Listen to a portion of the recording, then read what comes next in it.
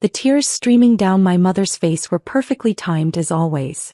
She stood in the kitchen of what she believed was her house, clutching grocery receipts like evidence of martyrdom, her voice breaking with practiced precision as she delivered her monthly performance about family sacrifice and financial hardship. "Rachel, after everything your father and I have sacrificed for you over the years, you won't help us with basic necessities like groceries?" Mom's voice quavered with the particular blend of hurt and disappointment she'd perfected during my childhood. "We're not asking for luxuries. We're asking for food." I stood by the granite countertop, granite I'd paid for during the kitchen renovation 2 years ago, and felt the familiar knot of guilt and resentment tighten in my stomach. The groceries she needed help with weren't basic necessities. The receipts she clutched showed organic produce, imported cheeses, premium steaks, and wine that cost more per bottle than most people spent on groceries in a week. "How much do you need, Mom?" I asked quietly, already reaching for my phone. $1,500 should cover us for the month," she said, her tears stopping as quickly as they'd started. "You know how expensive everything has gotten. $1,500 for monthly groceries for 2 people. My parents had somehow convinced themselves, and tried to convince me, that their gourmet eating habits constituted basic survival needs that their struggling daughter should subsidize out of gratitude for their sacrifices. I opened my banking app and initiated the wire transfer, watching my savings account balance drop by another $1,500. The account I kept specifically for family demands now showed a balance of $3,200. Money I maintained to preserve the fiction that I was barely getting by financially while my real wealth remained hidden in investment accounts they knew nothing about. "Thank you, sweetheart," Mom said, her tone shifting to satisfied relief. "You're such a good daughter. Your father and I raised you right. Raised me right." The phrase that justified every financial demand, every guilt trip, every manipulation disguised as family love. According to my parents' narrative, they had sacrificed everything to give me opportunities, and my success, however modest they believed it to be, was evidence of their superior parenting that deserved ongoing financial gratitude. Dad emerged from his home office, the converted bedroom that I'd paid to have professionally renovated with built-in shelving and high-end electronics. He was holding a stack of bills and wearing the expression that meant another family financial crisis was about to be announced. "Rachel, we need to talk about the property taxes," he said, settling into the leather chair I'd purchased for their living room. "The county assessment went up again. We're looking at an additional $4,000 this year. Property taxes. On the house they believed they owned but I'd been quietly paying for 3 years. The house they thought they'd inherited from my grandmother but had actually been purchased by me through a family trust when Grandma's estate went into probate. $4,000 is a lot," I said carefully. "It is, but that's the price of living in a nice neighborhood," Dad replied with the casual entitlement of someone discussing expenses he expected someone else to cover. "Properties like this hold their value because of the location and amenities. Properties like this. The 4-bedroom colonial with the updated kitchen, renovated bathrooms, professional landscaping, and finished basement that I'd paid for while they lived rent-free and treated me like the financially struggling daughter who should be grateful for their guidance. Dad, how are you planning to cover the property tax increase?" His expression shifted slightly, the confident homeowner facade cracking to reveal the financial reality underneath. "Well, that's where we hoped you might be able to help. Just until my consulting business picks up again." Dad's consulting business. The vague entrepreneurial venture he'd started 6 months ago that generated approximately zero income but provided convenient justification for why he couldn't contribute to household expenses. Meanwhile, Mom's part-time retail job barely covered her shopping habits, leaving them completely dependent on my financial contributions while maintaining the fiction that they were financially independent homeowners. "How much help are we talking about?" "The full $4,000 preferably. And maybe a little extra for some maintenance projects we've been putting off." "Maintenance projects?" "On the house I owned, paid for by me for the benefit of people who treated me like their financial safety net while claiming to be independent adults managing their own property." I nodded and made a mental note to transfer the money, adding it to the running total I kept of family financial demands. This month. Groceries, $1,500, property taxes, $4,000, maintenance, $500, utilities I'd quietly been paying through automatic transfers, $800. Total monthly family subsidies, $6,800. My parents lived in a house I owned, ate food I paid for, and enjoyed amenities I funded while lecturing me about financial responsibility and gratitude for their sacrifices. The sacrifices they'd made for me were detailed and frequently recounted. Working overtime to pay for my college applications, taking out a second mortgage to help with my education expenses, supporting me emotionally through the challenges of building my career. According to family mythology, their current financial struggles were directly related to the investments they'd made in my future.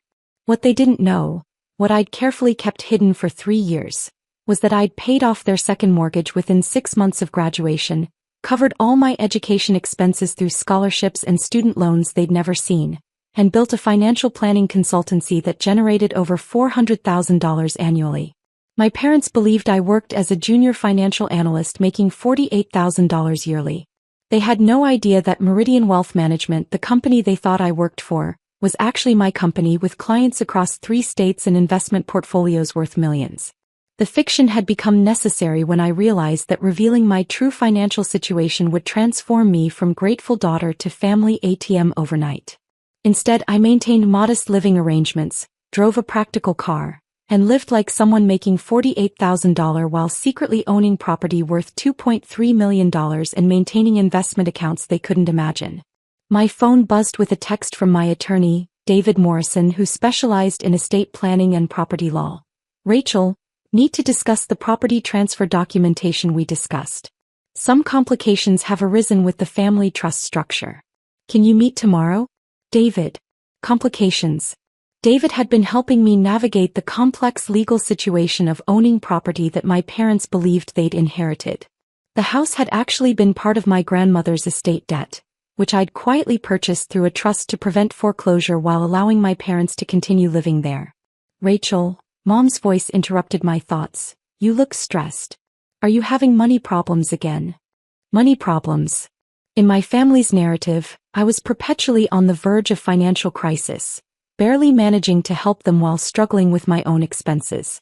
The irony of a millionaire being asked about money problems by people living rent-free in her property was almost too absurd to process. "I'm fine, Mom. Just work stress." Well, don't let work consume you like your father did when he was building his career. That's how people burn out and make poor financial decisions. Poor financial decisions. Like buying a house for your parents to live in while they charge you for groceries and act like independent homeowners. Like maintaining a fiction about your income to prevent financial exploitation while providing that financial support anyway. That evening, I sat in my actual apartment, a luxury 2-bedroom space downtown that my parents had never seen, and opened my laptop to review the financial documentation David had requested. The legal complexity of my family situation was staggering. I owned the house through Meridian Family Trust, which I'd established to purchase the property when my grandmother's estate faced foreclosure. My parents believed they'd inherited the house from Grandma, but the inheritance had actually been debt that would have resulted in them losing the property. Rather than explain the financial reality and deal with their pride and potential demands for additional support, I'd quietly purchased the house and allowed them to believe the inheritance story. For 3 years, they'd lived as homeowners while I paid mortgage, taxes, insurance, and maintenance through various indirect channels. The ethical complexity was significant. I was lying to my parents about property ownership while they were unknowingly living in my house and asking me to help with expenses for property I owned. But revealing the truth would likely result in them feeling entitled to even more financial support, or worse, attempting to legally claim ownership based on their years of residency. My phone rang at 10:30 p.m. Dad's number. "Rachel, I've been thinking about the property tax situation. $4,000 is really just the beginning. We should probably budget for ongoing increases, plus the maintenance items we discussed." "What kind of maintenance?" "Well, the roof will need replacement within a few years. The HVAC system is getting old. The driveway needs resurfacing. When you own property like this, you have to think long-term about capital improvements. When you own property like this." Dad was planning capital improvements for property he didn't own, funded by money from the actual owner whom he treated like a financial burden the family generously supported. "Dad, those are significant expenses."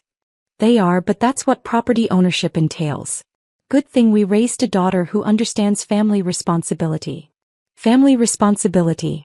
My responsibility to fund improvements on property I owned for the benefit of people who believed they owned it while treating me like the struggling family member who should be grateful for opportunities to help. I'll think about it, I said, ending the call. The next morning I met David Morrison in his law office downtown. His practice specialized in complex family property disputes, and his assessment of my situation was both professional and deeply concerning. Rachel, the legal complications are escalating, David said, spreading documents across his conference table. Your parents have been making inquiries about refinancing the property. Refinancing. They approached 3 different lenders about cash-out refinancing, claiming ownership based on inheritance documentation that doesn't actually exist. I felt my stomach drop. What kind of documentation? They've apparently created or obtained fraudulent inheritance papers suggesting your grandmother left them the property free and clear. They're trying to borrow against equity in a house they don't own. Is that legal? It's mortgage fraud if they succeed. The fact that they don't actually own the property makes any loan application fraudulent, regardless of their intent. David pulled out additional paperwork. There's more. They've contacted a real estate agent about listing the property for sale. What? They want to downsize and use the proceeds to fund your father's business expansion and your mother's early retirement. They're planning to sell your house and pocket the proceeds. The room spun slightly as the implications became clear. My parents were planning to commit real estate fraud by selling property they didn't own, keeping the proceeds, and leaving me responsible for a mortgage I'd never authorized. David, what are my options? Immediate legal intervention to prevent fraudulent sale, or disclosure of actual ownership with documentation of their attempted fraud. What would disclosure look like? We'd need to inform them that you own the property, provide documentation of the purchase and ownership structure, and potentially file criminal complaints if they've already submitted fraudulent loan applications. I thought about the groceries, the property taxes, the maintenance requests. About 3 years of living like a struggling analyst while subsidizing people who were planning to steal my house and sell it for their personal benefit. Let's schedule disclosure. Rachel, once they learn you own the house, there's no going back to the current arrangement. They'll either be grateful for your generosity or feel entitled to complete financial support. Are you prepared for either reaction? I'm prepared for them to face consequences for planning to commit real estate fraud. That afternoon, David and I sat in my parents' kitchen. My kitchen in my house, with legal documents that would reveal the true ownership structure and their attempted fraudulent activities. Mr. and Mrs. Henderson, David began formally, we need to discuss the ownership status of this property and some concerning financial activities that have come to our attention. Dad's confident homeowner expression faltered slightly. What kind of activities? Attempts to refinance and sell property that you don't legally own. Don't own. Mom's voice pitched higher. This house was inherited from Rachel's grandmother. David pulled out the property deed and trust documentation. Actually, this property is owned by Meridian Family Trust, with Rachel Henderson as the sole beneficiary and decision-maker. Silence. My parents stared at the documents, their faces cycling through confusion, disbelief, and growing realization. That's impossible, Dad said finally. We inherited this house. We have documents. Mr. Henderson, the documents you have are fraudulent. Your mother-in-law's estate was in debt when she passed. Rachel purchased this property through a family trust to prevent foreclosure and allow you to continue living here. Mom turned to me with an expression of complete bewilderment. Rachel, what is he talking about? Mom, I bought the house 3 years ago. You and Dad were about to lose it to foreclosure. I purchased it through a trust so you could keep living here. But you're struggling financially. You can barely afford to help with groceries. I'm not struggling financially, Mom. I own a consulting company. I've been paying for this house and the taxes and the maintenance, and helping with your expenses because I thought you needed help. Dad found his voice. Rachel, how much money do you have? Enough to buy houses for family members who then ask me to help with grocery money. The truth was settling in, and their expressions were shifting from confusion to realization to something that looked suspiciously like calculation. So when we asked you to help with expenses, Mom began, you were asking me to help pay for my own house while you lived in it rent-free. David interrupted the family discussion. Mr. and Mrs. Henderson, We also need to address the mortgage applications and real estate inquiries you've made. What about them? Dad's voice was defensive. Attempting to obtain loans or sell property you don't own constitutes fraud. We have documentation of 3 mortgage applications and a listing agreement you signed with a real estate agent. We didn't know. Mom protested. We thought we owned the house. Mrs. Henderson, the mortgage applications require property ownership verification. Signing those documents without actual ownership is a crime regardless of your knowledge level. I watched my parents process the information.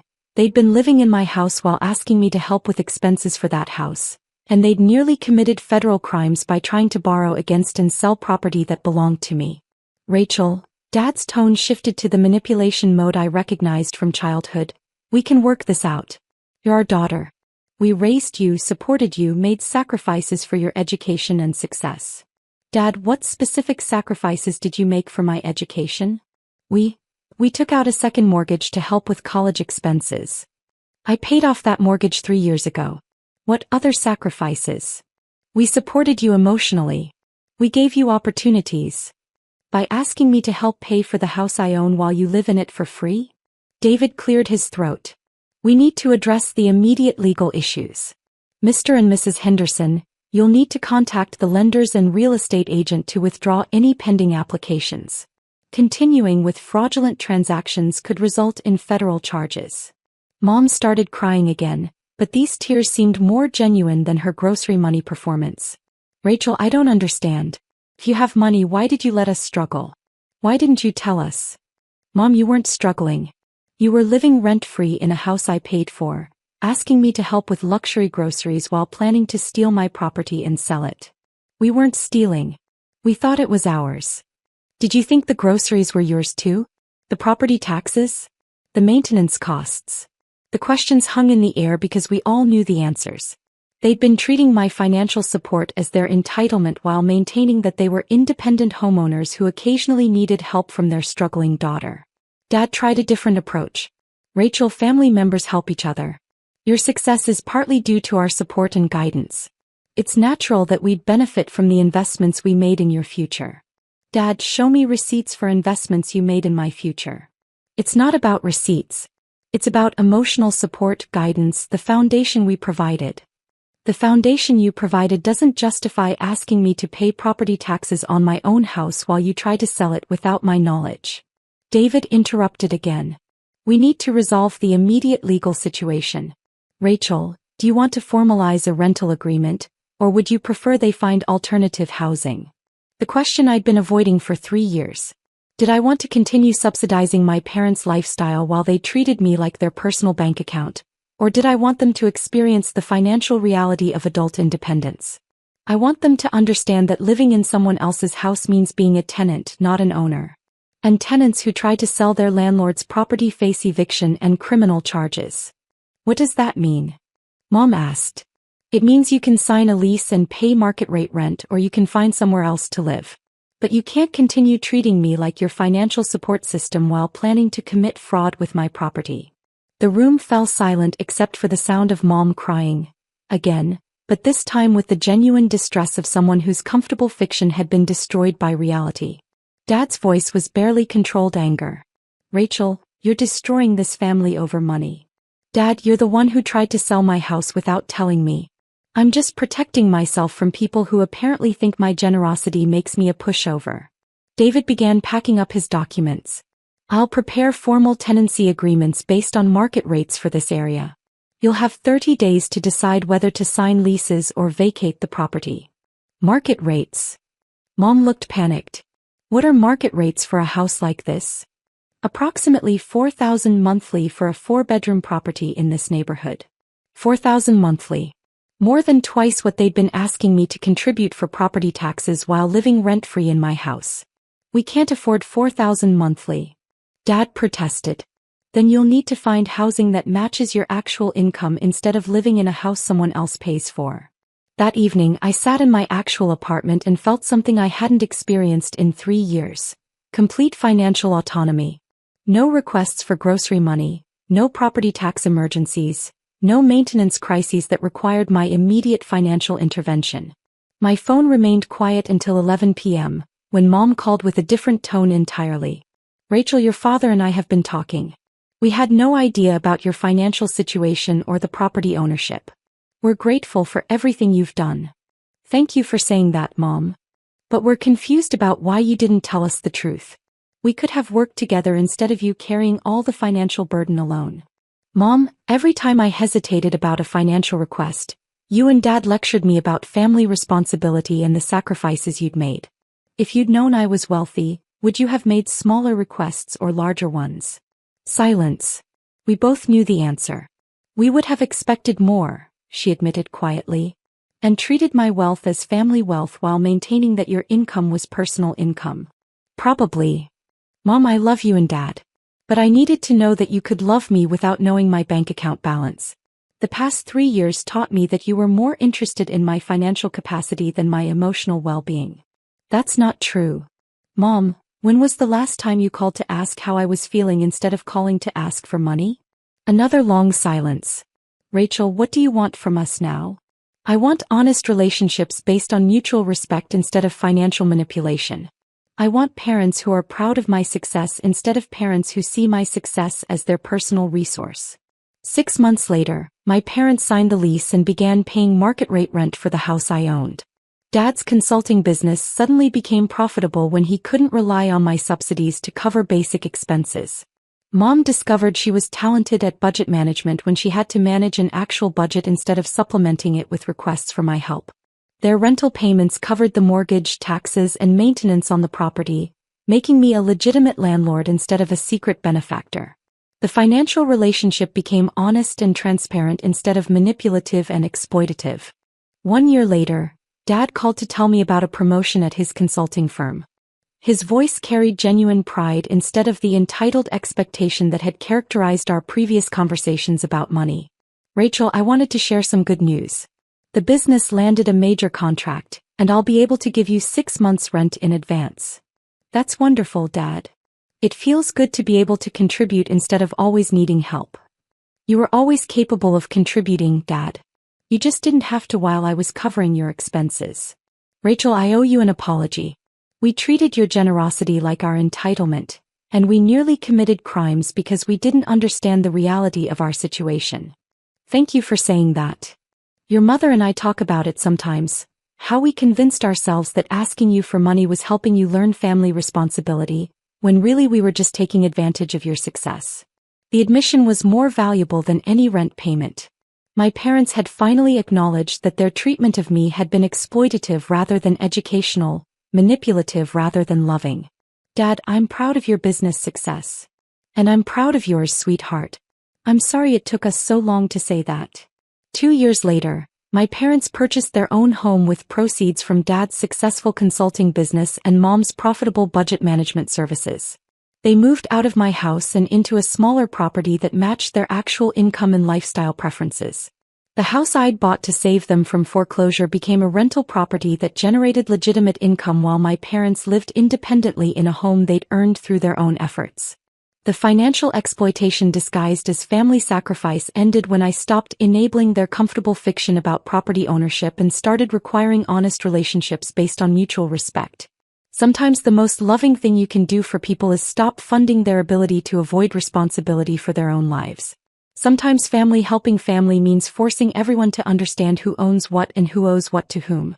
And sometimes the sacrifices people claim to have made for you are actually sacrifices you made for them, disguised by manipulation and enabled by your own generosity.